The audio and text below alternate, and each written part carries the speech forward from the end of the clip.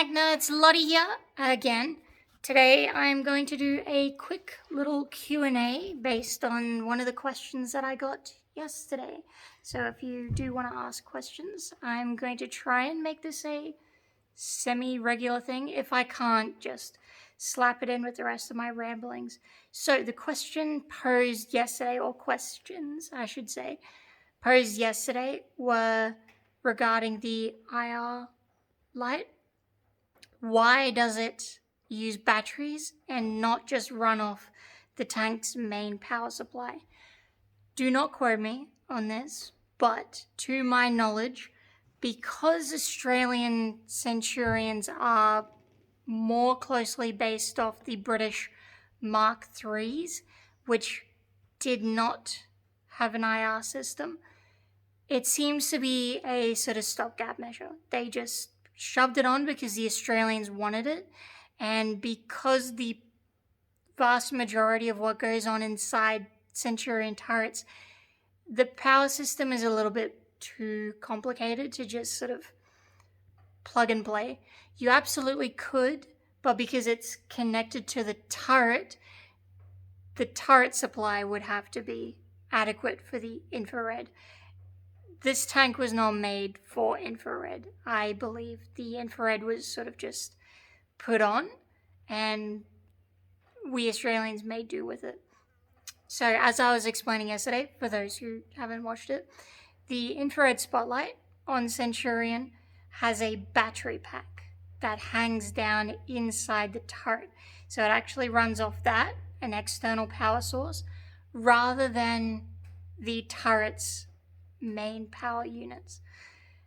That's the best answer that I can give at the moment. If someone else has experience with why they are set up this way, let me know why. But that is my 2 quick cents on why IR lights on Centurions are battery operated and not powered by the main system. I do know on pretty much every other tank that has ever had its own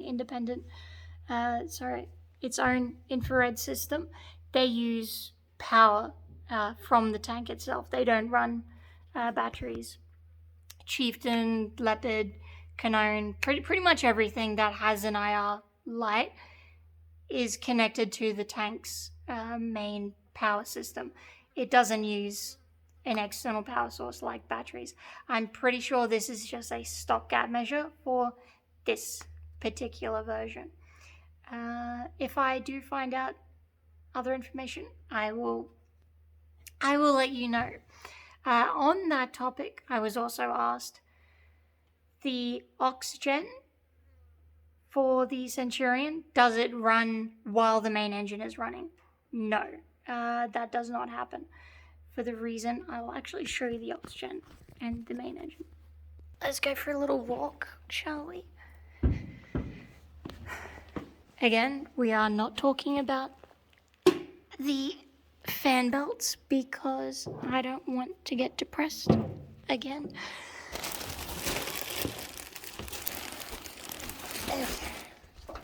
So, quick recap: main engine, donkey engine. This is the main power supply or power generator for the tank, and it runs off the fan belts in the back when the main engine is running. When you are not, you run the donkey engine, and the donkey engine has attached to it that big red thing in there, that's a generator. So generally speaking, when you are running the turret and its auxiliaries, without the main engine running, you run the donkey engine, but you don't run both at the same time. This generates more than enough current to power this and charge it without having to use the donkey engine. So, yeah. I do believe the reason that question got asked is because I was explaining the charging setup that we have for the tank. And the only reason we're doing it this way is because it's cheaper. Fuel is expensive, and we're kind of in the middle of nowhere right now. So yeah, we don't want to constantly have to kick over even the little oxygen. To do to test all the gunnery properly, you need to run it for 40 minutes. And I don't want to run that for 40 minutes. It's more than capable of doing it, but it's fuel. So we don't want to have to keep topping it up. So that's hopefully what you were asking, and hopefully I answered that for you. The other question was redundancy. How much can break on this tank before it becomes a problem? And it really depends on which system you are talking about. So fortunately, because it's a Meteor, it has inherently got redundancies built into it because it is it's a Merlin engine. So it is an aircraft engine. So it's twin spark plugs per cylinder, twin magneto setup, all that sort of fun stuff.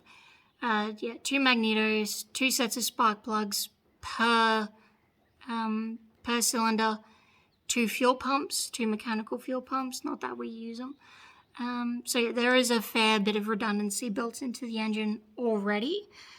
You can drop a Maggie and still chug home. You are certainly not going to be winning any races because of the way that the magnetos are set up on these.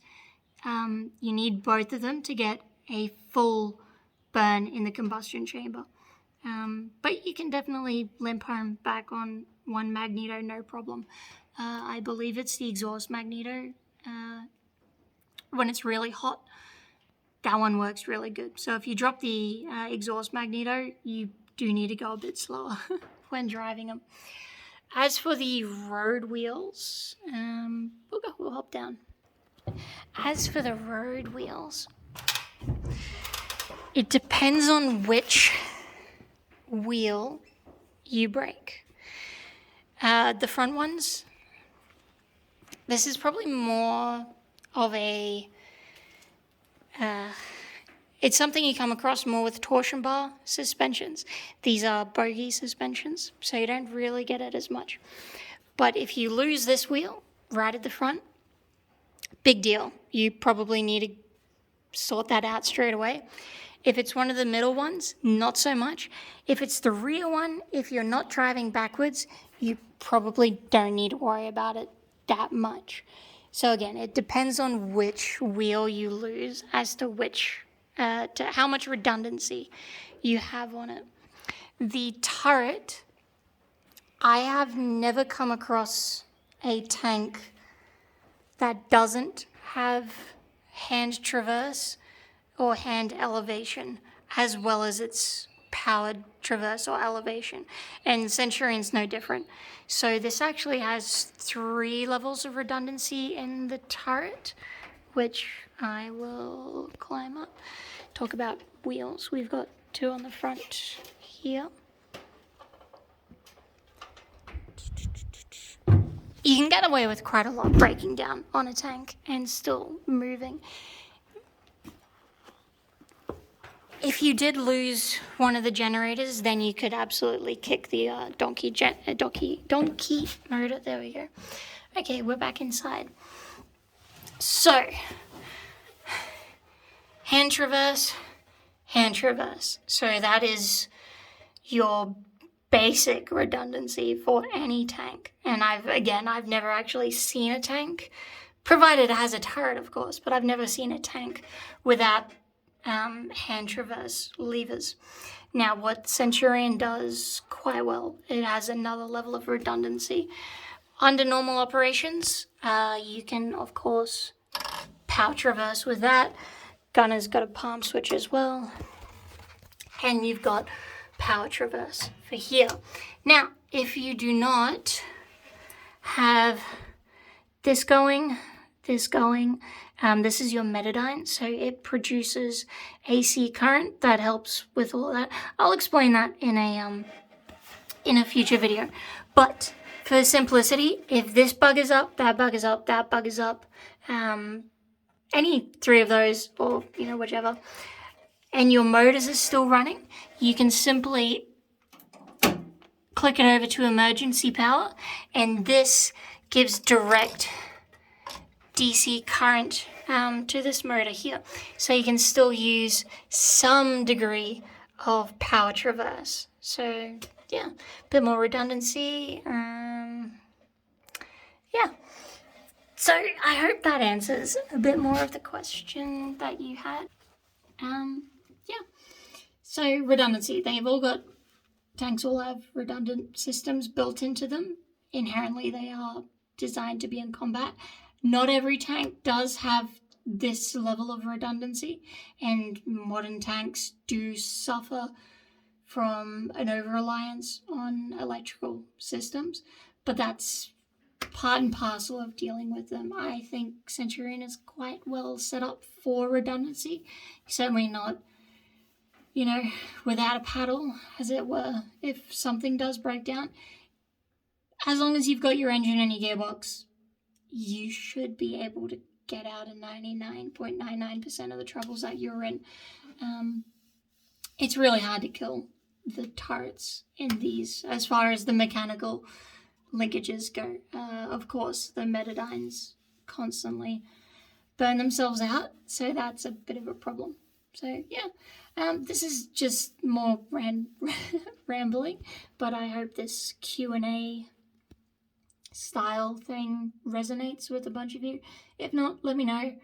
I can just keep doing what I'm doing. I don't know. Just let me know. Ask questions. I like answering questions. Again, keeps me singular-minded. Yeah, awesome. Leave a nice comment down below. Hit like and subscribe, and I will see you tomorrow. Bye.